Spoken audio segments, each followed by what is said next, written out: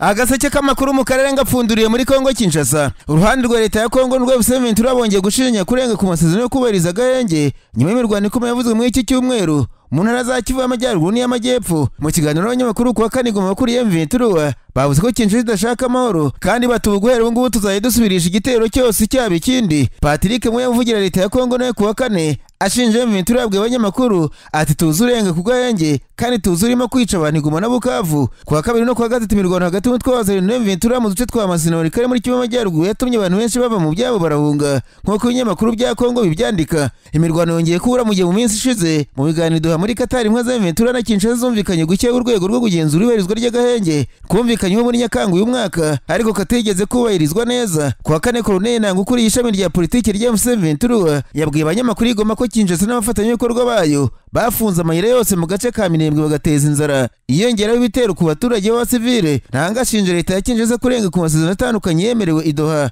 ati byerekana ko ubutegetsi bwa Kinshasa bukomeje intego yabwo yo kwihambira ku gisubizo kimwe gusa cya gisirikare kuri aya makimbirane. Nanga ashinja ingabo za leta ibitero by'indege byibasira ahantu hatuwe n'abasivile no guhonyura amasezerano y'agahenge bigakorwa mu mvugo za diplomasi z'agakingirizo. Mu kiganiro n'abanyamakuru Kinshasa kuwa kane Patrick Muyaya yavuze ko amasezerano ya Washington hamwe n'ibimaze kumvikanwaho i Doha byose ko hari intambwe zirimo guterwa. Avuga ko nyuma y'uko impande zombi zumvikanye guhanahana imfungwa kubahiriza agahenge n'urwego rushinzwe kubigenzura atangazwa no kuba M23 ikomeje gushinja uruhande rwa leta guhonyora ibyo bumvikanyeho asa n'usubiza kubivuga n'uruhande rwa M23. Muyaya ati intego y'ibyo bavuga ni ukuyobya abantu uko biri kose tuzurenga ku gahenge ntabwo twasubiza kuri ibyo bintu bidafite ishingiro. Yongeyeho ati tuzurenga ku gahenge uwica abantu Goma i Bukavu tuzuwica abantu Rucuru tuza abatera ubwoba itangazamakuru. Arakomeza ati twebwe turi kwibanda gukora ibyo uruhande rwacu rusabwa kugira ngo ibirimo kubera Washington Doha bigende neza.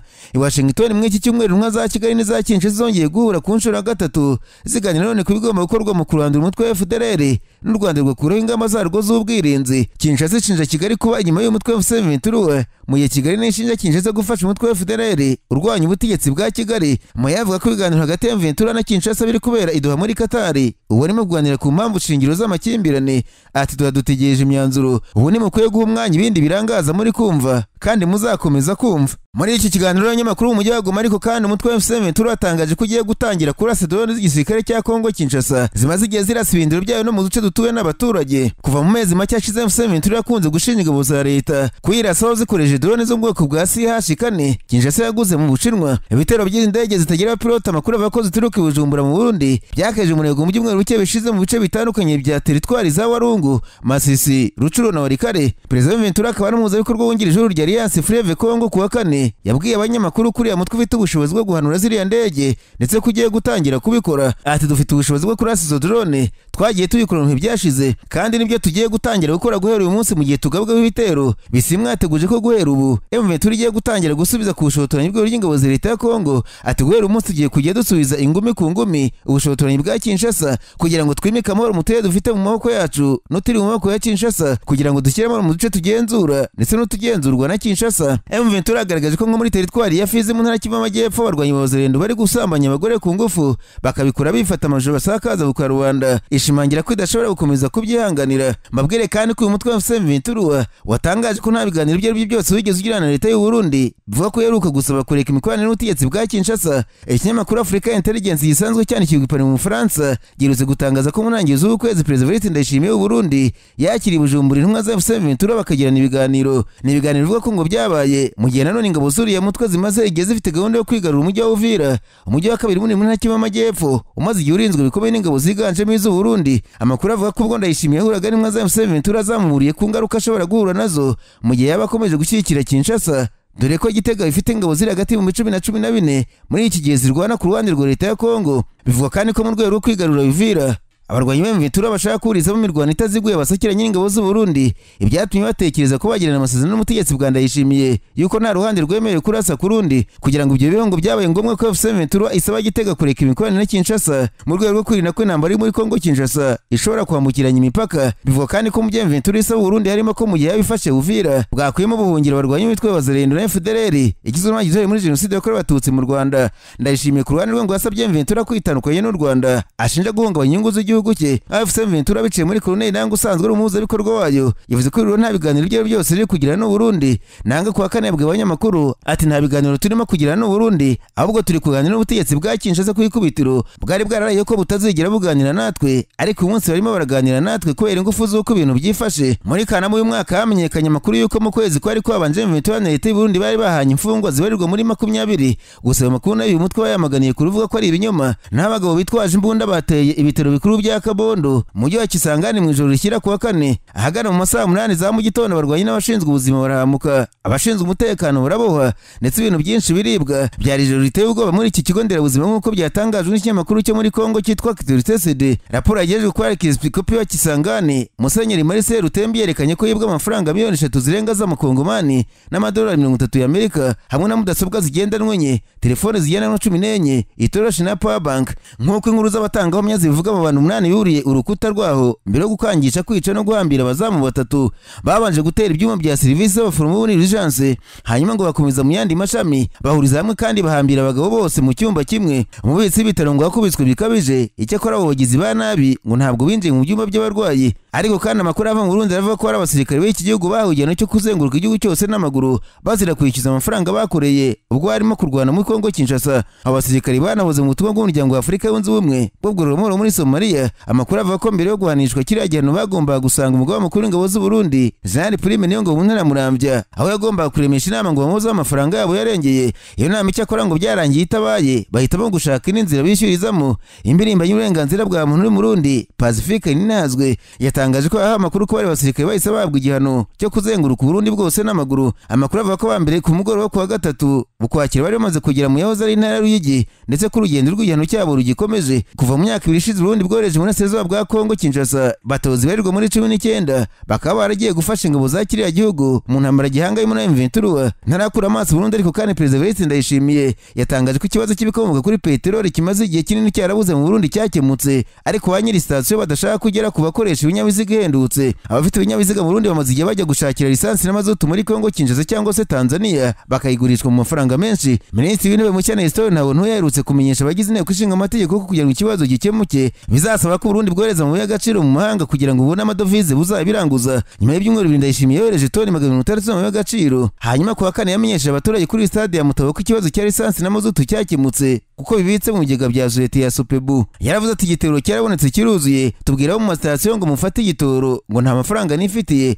Mbwira umuntu hubatse station utagira amafaranga baho kubera ko bari barakigize urucuruzo rw'ubujura, ubu barababaye. President Ndayishimiye yasabye abafite station bose kujya gufata lisansi na peteroli muri Sopebu, abamenyesha ko niba tabyubahiriza leta izabambura izo station. Ati abafite station bose niba bajya gufata igitoro muri Sopebu kiruzuye, ngiye gufatira ama station yose tuzafata igitoro tuyagira ya leta tugikiremo, hanyuma bene gihugu babone igitoro nta yindi nzira. Iyo station tuzayitwara ibe ya leta, hanyuma nushaka uzashakira gucuruza igitoro uzaza tugusubiza station yawe. Naho umuryango Mahoro Peace Foundation uharanira uburenganzira bwa muntu wasabye umuryango w'ubumbye gutabara abanyamurenge bo mu ntara y'Kivu Amajyepfo muri Kongo Kinshasa bakomeje kwibasirwa n'ingabo zirimo iz'u Burundi, umutwe w'iterabwoba FDLR na Wazalendo. Mu ibaruwa ifunguye umuryango wandikira umunyamabanga mukuru wa Loni Antonio Guterres tariki 22 z'ukwezi kwa 10 wagaragaje ko mu misozi miremire n'imigufi y'abanyamurenge batuye muri Kivu Amajyepfo hoherejwe batabazi hagati ya 12 na 15 z'ingabo z'u Burundi kugira ngo zitsemba abanyamurenge. Umuyobozi w'umuryango ufite icyicaro muri Leta z'Ubumwe za Amerika Douglas Kabunda yagaragaje ko ingabo z'u Burundi ziri muri iyi misozi hashingiye ku bufatanye na leta ya Kongo,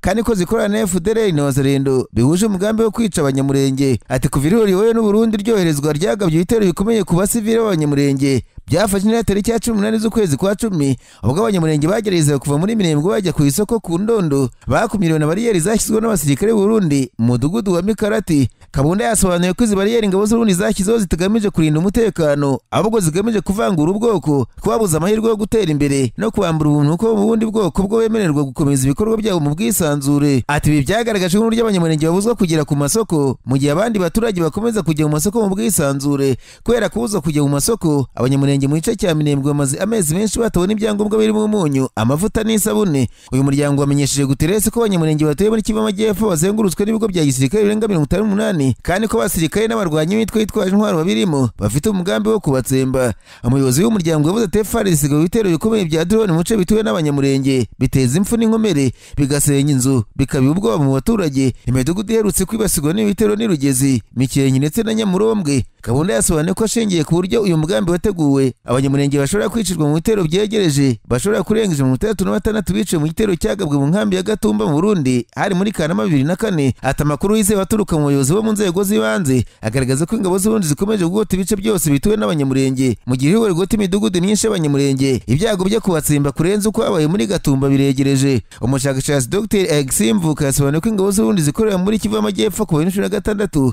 ubwo zatangira gukora n'ihuriro rya P5 rya Kayumba Nyamwasa bari bafite ibirindiro mu gace ka Bijabo bafite umugambi wo guhungabanya umutekano w'u Rwanda. Ati Burundi buri mu ntambara muri Kivu y'Amajyepfo ku 2016 bafashe ingabo za P5 kugira ngo zikire ibirindiro mu Bijabo. Icyo gihe byari ibibazo bya politiki byaturutse ku bibazo by'2015 byabaye inkuru nziza adashaka kuva ku butegetsi. Muri 2022 leta y'Uburundi yohereje ku mugaragaro sirikare muri Kivu y'Amajyepfo nyuma yo kugirana amasezerano n'igihugu cya Kongo Kinshasa. Icyo gihe byemereje kwifatanya mu kurwanya imitwe yitwaje intwaro iri muri Red Tabara na Forebu. Mu mpera za 2023 abasirikare b'Uburundi boherejwe mu ntara y'Kivu y'Amajyaruguru kurwanya ihuriro rya M23 hashingiye ku masezerano yavuguruwe muri Kanama mu mwaka, banakomereza ibikorwa byabo muri Kivu y'Amajyepfo. Dr. Mvuka agaragaje ko ingabo z'Uburundi zatsindwaga intambara muri Kivu y'Amajyaruguru zatangiye kwica abanyamurenge muri Kivu y'Amajyepfo zikoresheje intwaro no kubicisha inzara kandi ko ibyo bigize ibyaha bya jenoside. Ati Burundi rero bwahawe amasezerano ni nk'abicanyi b'inzobere kuko Kongo arimo kubikora ku 2017 iragenda ifunga inzira zose, ifunga abanyamurenge kuva za Rulimba, Fizi, Kaziba bamaze gufunga.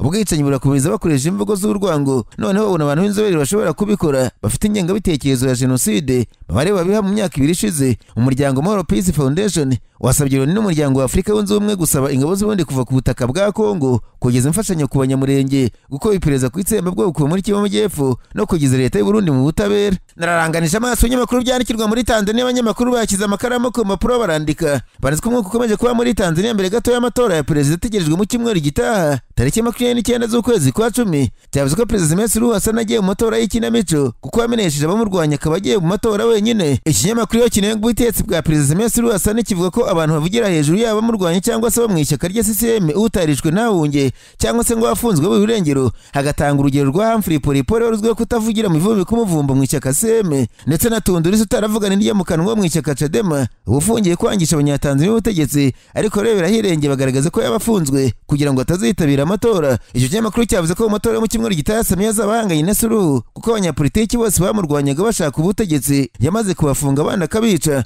Icyo kinyamakuru cyavuze ko Mama Samia nk'uko abanyatanzania bamwita igihe yatsinze amatora y'ishyaka CCM ryaba rigiye kumara imyaka 70 ku butegetsi muri Tanzania. Umwe mu bahoze mu ishyaka CCM mu myanya yo hejuru wavuganye n'icyo gitangazamakuru yavuze ko aya matora y'ikinamico atarakenewe ariko ngo bagiye kuyakora bagamije guhishingira ubutegetsi butari bwo. Tanzania ivuga ko yakunze kuniga ubwisanzure bwo kuvuga icyo umuntu atekereza no kuburabuza abatavuga n'ubutegetsi ku butegetsi bwabanje. Samia Suluhu Hassan asimbura Magufuli 2021 abanyatanzania bakiriye ko agiye guharura ikibuga cya politiki bavuga ko Magufuli yari yanyereje, ariko yo nguretse kuba kinyerera cyane ngo kiranacuritse. Wabari muri University of Dar es Salaam basabye leta guhagarika inyuruzwa ry'abantu riteje inkeke mbere yuko amatora agera kuko umwuka utifashe neza mu gihugu. Hari ubwoba ko ku munsi w'amatora hazaba imyigaragambyo y'urubyiruko rwamagana kurirwa irengero ko abaturage, ariko ntibizwi neza uko ruzabyitwaramo. Uwo munsi nugera kubera inzego z'umutekano zategujwe kera cyane, ndetse hari amakuru avuga ko inzego z'umutekano cyane cyane na polisi bafite ibitwaro bimereye bamaze kugezwa mu baturage mu rwego rwo gutera abaturage bazatora ubwoba. Ubwo ariko kandi Perezida Samia Suluhu Hassan wa Tanzania yatangaje ko kuwa 3 tariki 29 z'ukwezi kwa 10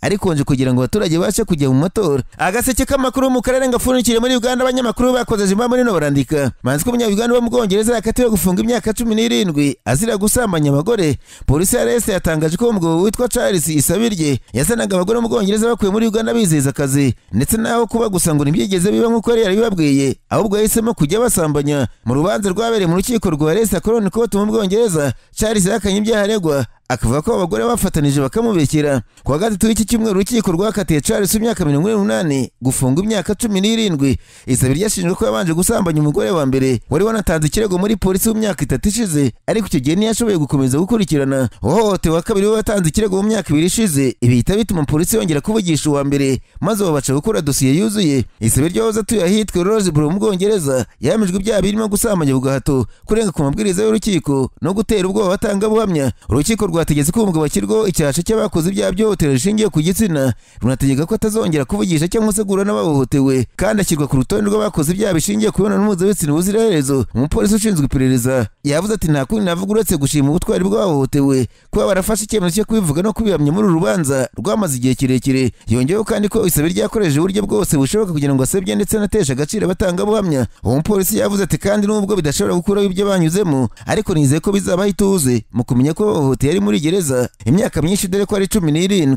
Ntarava muri Uganda, Perezida wa Uganda Yoweri Kaguta Museveni yatangaje ko bwari mu rugamba rwamugejeje ku butegetsi Colonel Muammar Gaddafi wategetse Libya yashatse kuba inkunga y'amafaranga ariko ndarayanga. Imikoranire ya Gaddafi na Museveni yayigarutse mu ijoro ryo kuwa kane mu kiganiro cyatambutse kuri televiziyo y'igihugu UBC, agaruka ku nyungu zitandukanye zijyanye n'imibereho y'igihugu. Museveni yavuze ko muri 1991 yahuye na Gaddafi amubaza inkunga yifuza kugira ngo azabashe gutsinda urugamba. Yavuze ko icyo gihe Gaddafi yashatse kumuha amafaranga n'ibindi bintu bitandukanye, ariko arabyanga, amubwira ko icyo ashaka ari imbunda n'amasasu. Ati ubwo nahuraga na Gaddafi 1991 nari mfite imyaka 35 muri icyo gihe, twari mu ishyamba muri Ruwero. Gaddafi arambaza ati niwe ufasha naguha, ushaka amafaranga? Namubwira nti nyakubahwa ntabwo nshaka amafaranga. Ati naho se ni impuzankano? Namubwira nta mpuzankano nshaka. Ati naho se ni imiti? Namubwira nta miti nshaka, icyo nshaka ni imbunda n'amasasu, mfite ibyo bindi nzabyishakira. Museveni yavuze ko Gaddafi yatunguwe, ati ramaje ati nta nubwo ushaka radio uzakoresha mu icengezamatwara. Namubwira nti icengezamatwara ryanjye ni ugutera umwanzi. Ubwo Museveni yinjiraga mu ishyamba muri 1991 nta bikoresho bihambaye bya gisirikare yari afite,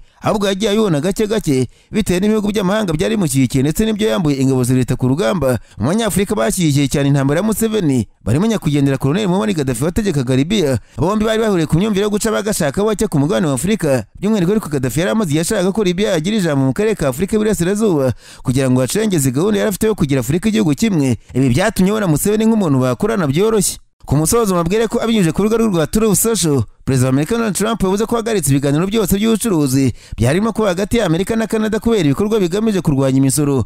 Mu magambo ye Trump yavuze ati hashingiye ku myitwarire yabo iteye isoni, ibiganiro byose by'ubucuruzi na Canada birahagaritswe. Perezida wa Amerika yashyizeho umusoro 35% ku bicuruzwa biva muri Canada, ariko yemera ko ibicuruzwa biri mu masezerano ya USMCA nk'uko amasezerano y'ubucuruzi hagati ya Amerika, Mexique na Canada bivuga. By'umwihariko Trump yarakajwe n'uburyo Canada yakoresheje ijambo ryohoze ari Perezida wa Amerika Ronald Reagan muri iki kibazo cy'imisoro hagati y'ibihugu. Ibi byatumye habaho impaka, bamwe bakavuga ko ibyo Trump yakoze ari ugukunda igihugu kandi biri mu nyungu z'abanyagihugu, gusa abandi bavuga ko bitari bikwiye kuko bidatinze bizagira ingaruka ku isi na Amerika irimo ndetse ikanabihomberamo. Mu itangazo rigufi ryasohoye leta ya Canada mu cyumweru gishize ryashingiye ku ijwi rya Ronald Reagan wigeze gutegeka Leta z'Ubumwe za Amerika, aho mu 1987 yavugaga ku bucuruzi mpuzamahanga ndetse agaragaza ishusho y'isoko ry'imari rya New York n'imashini zitwara imizigo ziriho ibendera rya Amerika na Canada. Reagan ngo icyo gihe yaravuze ati umuntu avuze ngo dushyireho imisoro ku bicuruzwa bitumizwa mu mahanga bisa nk'aho akora ibyo gukunda igihugu, arengera ibicuruzwa ari imirimo y'Abanyamerika kandi rimwe na rimwe mu gihe gito birakora ariko ntibiramba. Yongeyeho ko kugiye gihita izo mbogamizi z'ubucuruzi zigira ingaruka ku Munyamerika wese, yaba umukozi cyangwa se n'umuguzi. Yunzemo ati imisoro yanitera kwihorera kw'ibihugu by'amahanga ndetse n'intambara zikomeye z'ubucuruzi, amasoko aragabanuka kandi agasenyuka, ubucuruzi n'inganda birafunga ndetse n'abantu barirwa muri za miliyoni batakaza akazi kabo. Mu nyandiko yarerekejwe n'iyo video, umucuruzi akaba ari umunyapolitiki wigeze gutegeka intara Ontario y'imyaka myinshi Doug Ford yanditse ko batazahwema gutanga ikirego ku misoro ya Amerika kuri Canada. Mu nyandiko kuri X, Ronald Reagan Foundation yavuze ko intara Ontario ya Canada yakoresheje amajwi n'amashusho y'amagambo ya Reagan ku bijyanye n'imisoro, ariko bakaba yakase nkana bakahitamo bafite ibindi bagamije, cyane kuri ijambo bifashije ari rya kera. Bongeyeho ko Ontario itigeze habwa uruhushya rwo gukoresha no guhindura ayo magambo yavuzwe n'uzategeka Leta z'Ubumwe za Amerika. Bakomeje kuvuga inyandiko yasohowe igaragaza nabi ijambo ryohoze ari perezida kandi ntibagaragaza impamvu. Bongeyeho ko barimo gukurikirana ngo bamenye igikuri ikizakurikiraho bagendeye ku byo amategeko ateganya. Donald Trump yafashe icyemezo cyo guhagarika ibiganiro Amerika yageraga na Canada kubera uburyo Canada yakoresheje ijambo rya rigari muri iki kibazo. Bizagereje kuvugisha ambasade ya Canada muri Amerika ngo bagire icyo bavuga ntibyakunze. Iri tangazo ryakozwe mu rwego rw'ubukangurambaga bufite agaciro ka miliyoni 75 z'amadolari ya Canada kuri televiziyo zinyuranye zikorera muri Amerika. Trump yashyizeho kandi imisoro ku bicuruzwa bya Canada byihariye harimo 50% ku byuma na 25% ku modoka. Imisoro ya Amerika ku isi yose cyane cyane ku byuma, aluminium n'imodoka yakomanikije Canada cyane bituma akazi kabura, inashyira igitutu ku bigo by'ubucuruzi. Ambasade y'Ubushinwa Washington nayo yakoresheje agace gato nk'aka kari gari mu nyandiko kuri X kugira ngo icine icyemezo cya Trump ku misoro ku isi mu ntangiriro z'uyu mwaka.